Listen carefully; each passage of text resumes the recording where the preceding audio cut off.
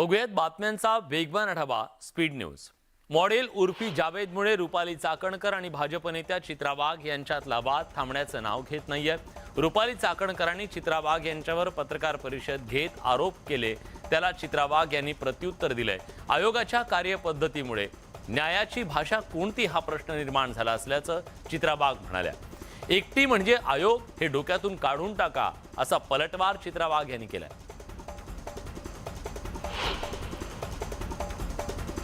राष्ट्रवादी काँग्रेसच्या खासदार सुप्रिया सुळे यांनी देवेंद्र फडणवीस यांना विनंती केली आहे, राज्याच्या राजकारणात सुरू असलेलं गलिच्छ आरोप प्रत्यारोप थांबवा। मी माझ्या पक्षापासून सुरुवात करते, अनेक महिन्यांपासून हे सत्र सुरू आहे। महिलांना मातेस सन्मान आहे, तिथं हे घडतंय, दुर्दैवी असल्याची खंत सुप्रिया सुळे यांनी बोलून दाखवली। राज्य मंत्रिमंडळ विस्तारावरून आमदार बच्चू कडू अस्वस्थ आहेत। मंत्रिमंडळ विस्ताराबाबत एक घाव दोन तुकडे करून टाका। आता आमदारांमध्ये कुजबूज वाढली आहे।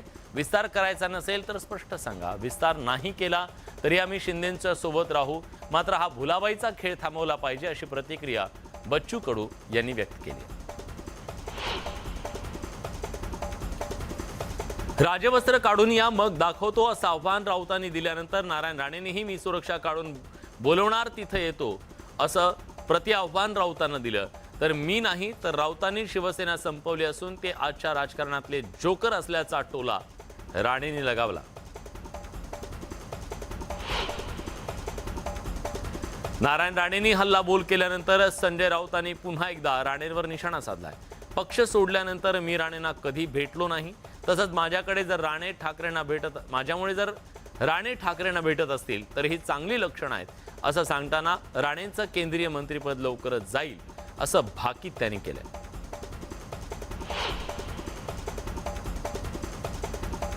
भाजपचे आमदार नितेश राणे यांच्यावर टीका करताना राष्ट्रवादी काँग्रेसच्या नेत्या विद्या चव्हाणांची जीभ घसरली आहे। 1.5 फुटाचा आमदार 3 फुटाची जीभ असल्यासारखं बोलतो अशा शब्दात विद्या चव्हाण यांनी नितेश राणे यांच्यावरती सडकून टीका केली आहे। अजित पवारांवर बोलण्याआधी तुम्ही कोण आहात याचा विचार करा असंही विद्या चव्हाण म्हणाले।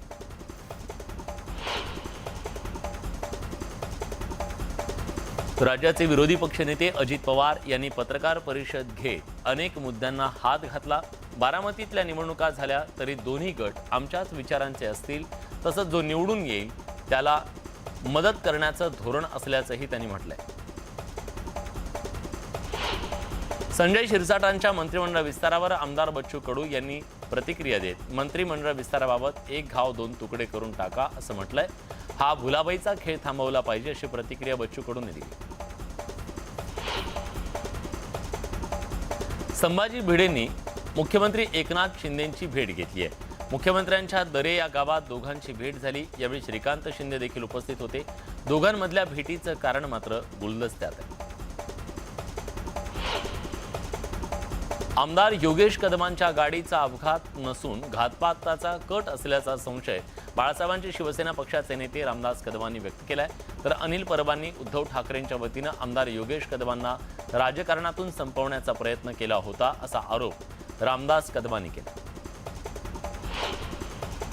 अलिबागचे आमदार महेंद्र दळवींनी संजय राऊतांवर टीका केली आहे। महेंद्र दळवींनी राऊतांचा उल्लेख तमाशातला कलाकार असा केला, तर राऊतांमुळे 40 आमदार बाहेर पडले असंही दळवी म्हणाले।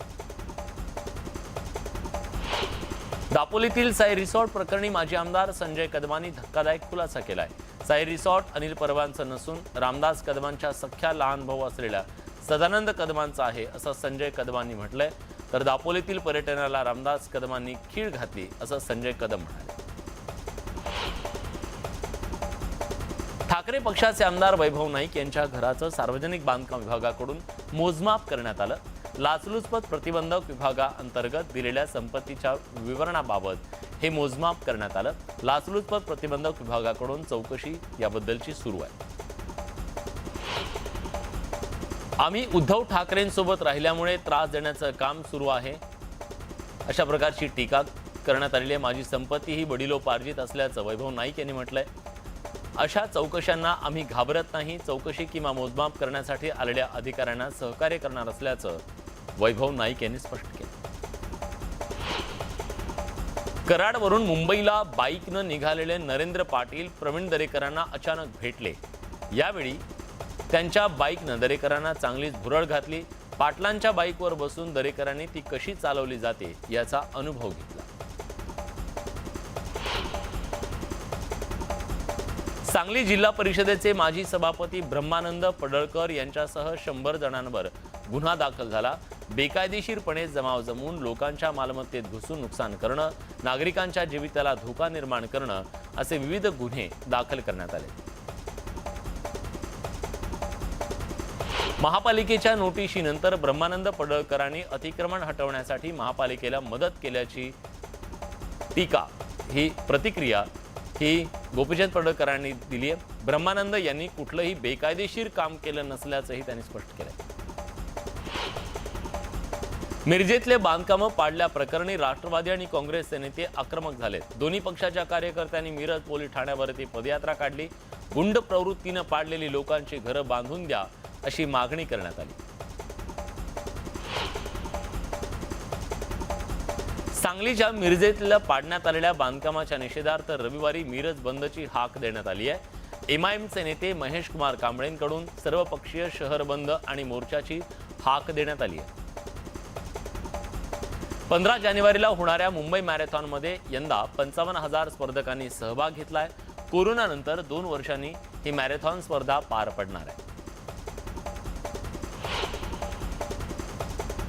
ठाण्यात वाहतूक विभागाच्या टोईंग व्हॅनच्या कार्यपद्धतीविरोधात नागरिकांनी आंदोलन केले। यावेळी नागरिकांनी टोईंग व्हॅन समोर झोपून आंदोलन केलं। पार्किंगची सुविधा उपलब्ध नसल्यानं नागरिक नो पार्किंगमध्ये वाहनं लावतायत, तर कारवाई होत असल्यानं हे आंदोलन करण्यात येतं। नवी मुंबईत रबाळेमध्ये एका पेपर कारखान्याला आग लागली। या भीषण आगीत पेपर जळून खाक झाले, तर 2 जवान आग विझवताना जखमी झाले। आगीवर नियंत्रण मिळवण्यामध्ये अखेर यश आलं। नागपुरात पोलिसांनी नायलॉन मांजाविरोधात धडक मोहीम उघडली। नायलॉन मांजाची खरेदी विक्री करणाऱ्यांविरोधात कारवाई करायला सुरुवात केली गेली आहे। पतंग उडवणाऱ्यांवर देखील ड्रोनच्या माध्यमातून नजर ठेवली जाणार आहे। मुंबई गोवा महामार्गावरील आवाशी इथं डोंगराला वणवा पेटला। या वणव्यामध्ये हजारो आंबा काजूची झाडं जळून खाक झाली। हातातोंडाशी आलेला घास डोळ्यात देखत जळून खाक झाल्यानं बागायतदार हवालदिल झाले। नागपुरात एलजीबीटी समुदायानं प्राईड मार्च काढला। एलजीबीटी समुदायाला समाजात समानतेची वागणूक मिळावी यासाठी रंगीबेरंगी कपडे घालून अनेक तरुण तरुणी या मोर्चात सहभागी झाले।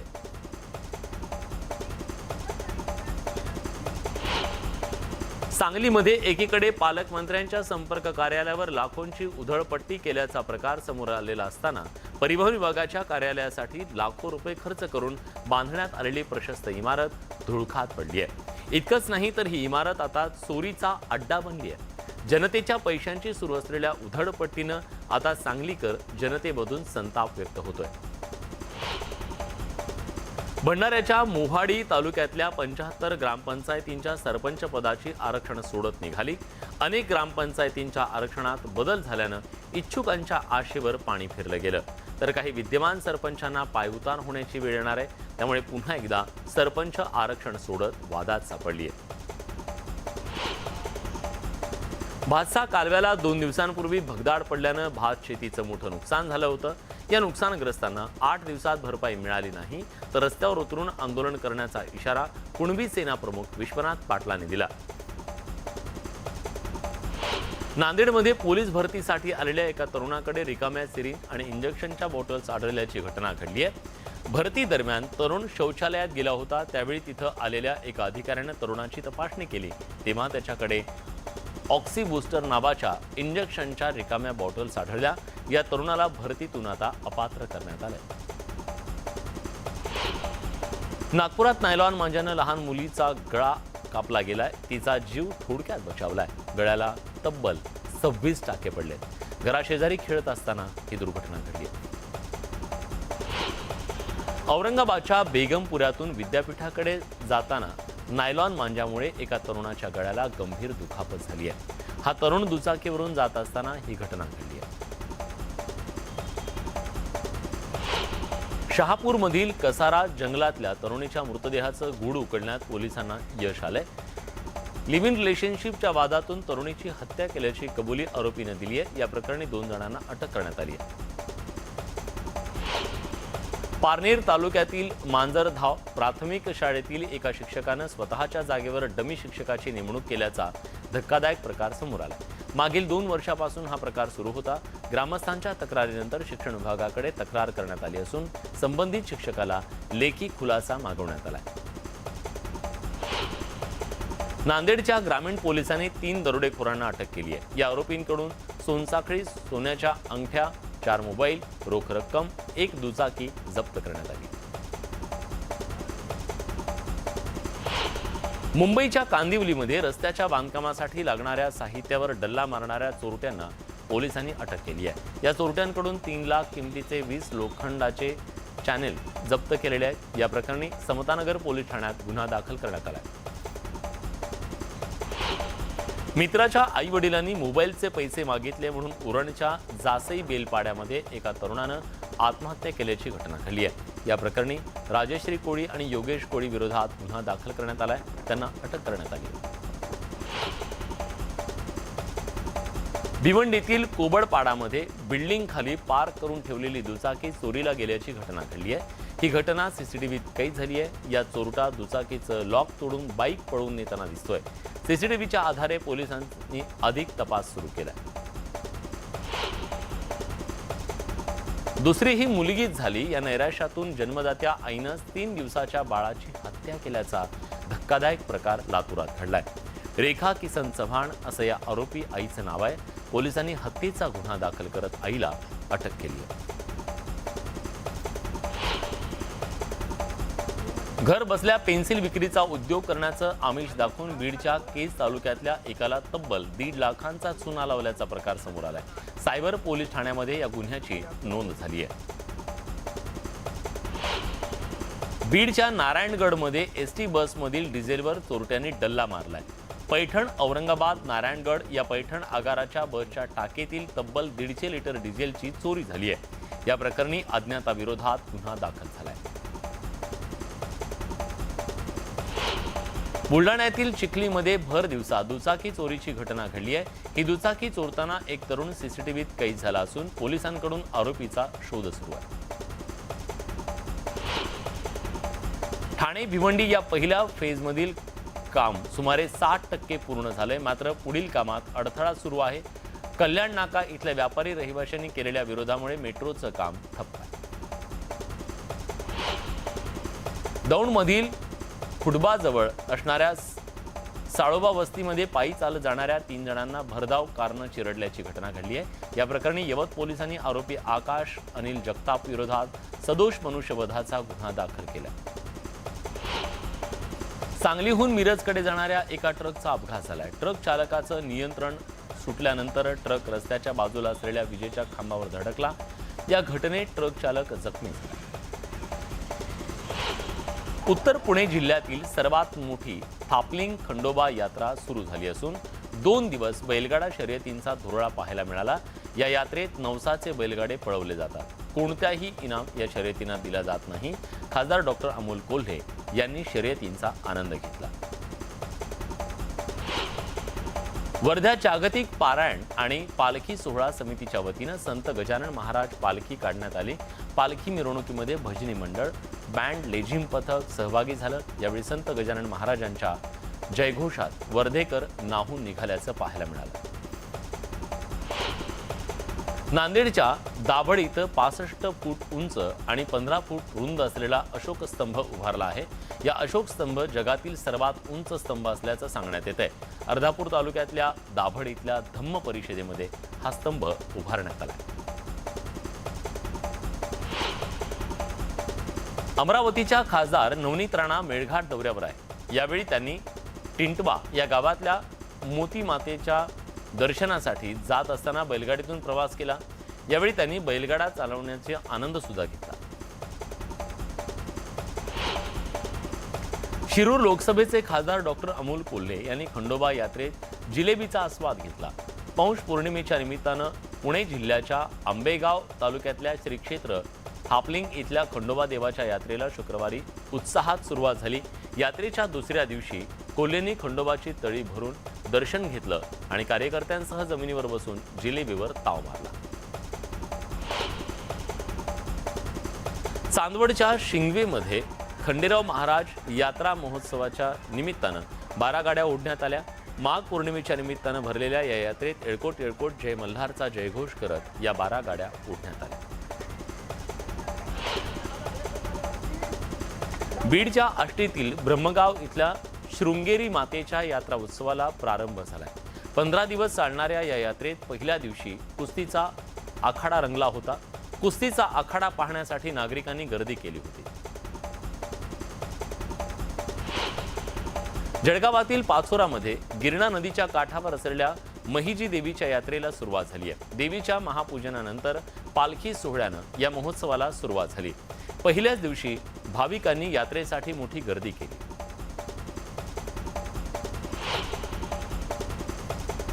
अवघ्या काही दिवसांवर मकर संक्रांतीचा सण येऊन ठेपलाय, त्यामुळे पिंपरीत मातीचे सुगड बनवण्याच्या कामांना वेग आला। कच्च्या मालाच्या किमतीत वाढ झाल्यानं सुगडच्या दरातही वाढ झाली आहे। प्रमुख स्वामी महाराज शताब्दी महोत्सवाच्या निमित्तानं उत्तर अमेरिकेमध्ये 10 युनिटी फोरमच्या माध्यमातून 335हून अधिक मंदिरं आणि धार्मिक संघटनांच्या 1000हून अधिक प्रतिनिधींशी संवाद साधण्यात आला। योगीजी महाराजांच्या जन्मशताब्दी निमित्तानं ब्रह्मस्वरूप प्रमुख स्वामी महाराजांच्या प्रेरणेनं 11 लाखाहून अधिक लोकांना भारतीय संस्कृतीचा अनोखा संदेश देणारा कल्चरल फेस्टिवल ऑफ इंडिया अमेरिकेतील न्यू जर्सीमध्ये साजरा करण्यात आला। उत्तर प्रदेशच्या अलीगडमध्ये स्थानिक रहिवाशांच्या घरात बिबट्या घुसला। वन विभागाच्या अथक प्रयत्नानंतर या बिबट्याला पकडण्यात यश आलं। मध्य प्रदेशच्या उज्जैन पोलिसांनी शहरात बंदी घातलेल्या चायनीज मांजाच्या विक्रेत्यांवर कारवाई केली। मकर संक्रांतीच्या पार्श्वभूमीवर पोलिसांनी ही धडक कारवाई केली। भारत विरुद्ध श्रीलंका तिसऱ्या T20 सामन्यात भारतानं पहिल्यांदा फलंदाजी करत तब्बल 228 धावा केल्या। सूर्यकुमार यादवनं तुफान फटकेबाजी करत 51 चेंडूमध्येच नाबाद 112 धावा कुटल्या, ज्यामुळे भारताची धावसंख्या 200 पार पोहोचली असून श्रीलंकेला आता विजयासाठी 20 ओव्हरमध्ये 229 धावा काढायच्या।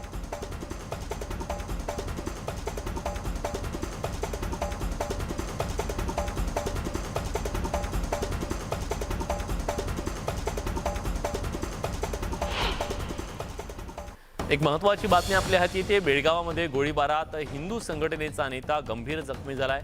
हिंदू संघटनेचे नेते रवी कोकितकर यांच्यावरती हिंडलगा इथं गोळीबार झालाय। रवी कोकितकर कारमधून जात असताना हल्लेखोरांनी त्यांच्यावरती गोळीबार केला। रवी कोकितकर यांच्यावर सध्या केली रुग्णालयामध्ये उपचार सुरू आहेत। मानेवर गोळी झाडून अज्ञात व्यक्ती पळून गेल्याची माहिती समोर येते।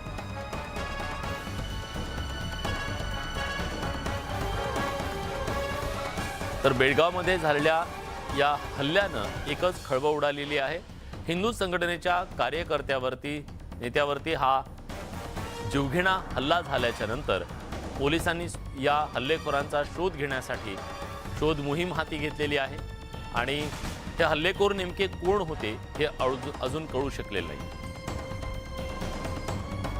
एक नवा ट्रेंड फॉलो केलाय, याचा व्हिडिओ तिनं शेअर केलाय। या व्हिडिओवर चाहत्यांनी कमेंट्सचा पाऊस पाडला।